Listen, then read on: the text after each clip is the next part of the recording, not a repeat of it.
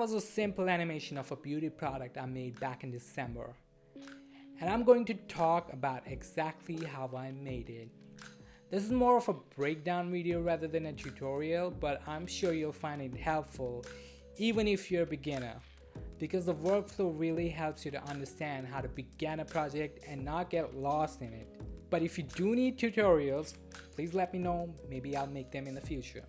So the first thing that I always do before starting a project is finding references. A lot of references from as many angles as you can get them from.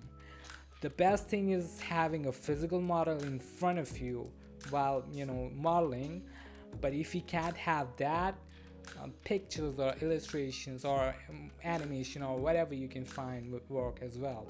So yeah, go search Google or ask your client or whatever. Take your time, it is really important. Also, this would be the great time to get the logo, text, illustration, or whatever you want to put in the product. Second thing that I usually do is find music that you want to put your animation around of. It is best to sync the music with the animation in Blender. However, I didn't do that in this particular project. I didn't make it around the music, so I went straight to the modeling. So in modeling, the first step in modeling is obviously deleting the default cube, but we'll find a nice place for that little guy, don't worry about it. Since the product is cylindrical, I started from a circle, extruded it, put low cuts on it, and then slapped a subsurface modifier on it. You may see me going back and forth from one window to another to look at the reference image. If you have a big enough monitor or multiple monitors, please don't do that. From here, it is all about giving sharp and smooth edges to the bottle. A little advice: don't model what you don't want to show. It saves time. For example, you seeing me modeling all these edges of the mouth of the bottle when I didn't even show them.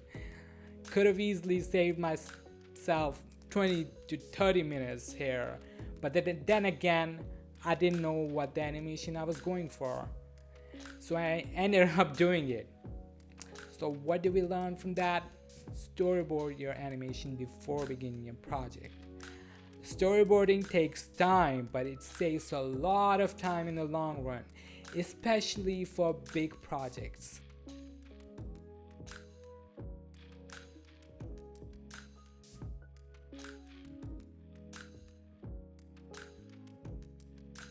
After that, I modeled the cap with that ball-shaped thingy, and I joined them together using a boolean modifier and beveled the edges to show that both are connected together, kind of like welding or whatever it is called. This particular bottle was very easy to model. It took me about half an hour, and it can take me even less if I started making it again and again.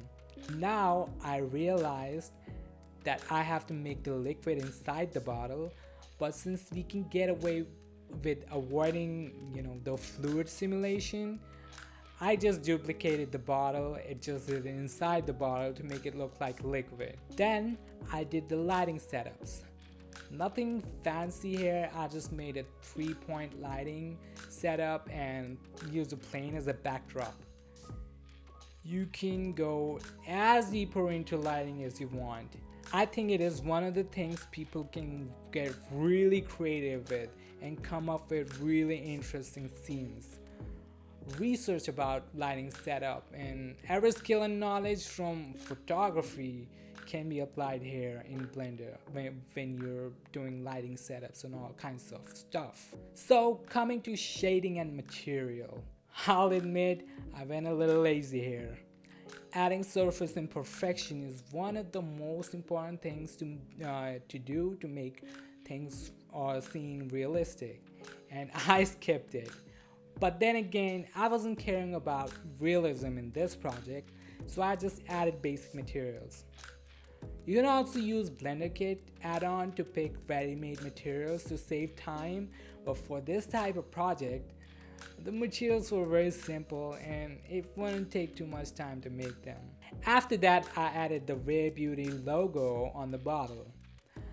UV maps can become a nightmare sometimes, but for this project it was relatively simple, so I didn't have to worry about it that much.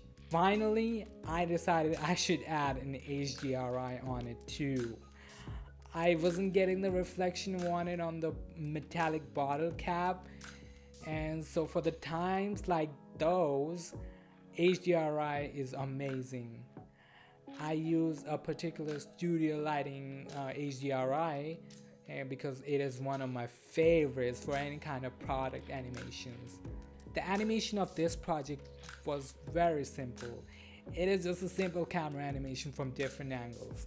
Maybe I'll cover about the animation when the project becomes complex. But for this kind of animation, I don't think you need any kind of guidance because it's really simple.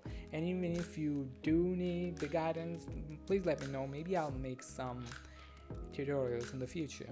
So there it is. This is how I made this Rare Beauty product animation. I hope you really like this breakdown and feel free to ask me any questions. I'll be posting more videos in the future, so be sure to stick around. And other than that, take care.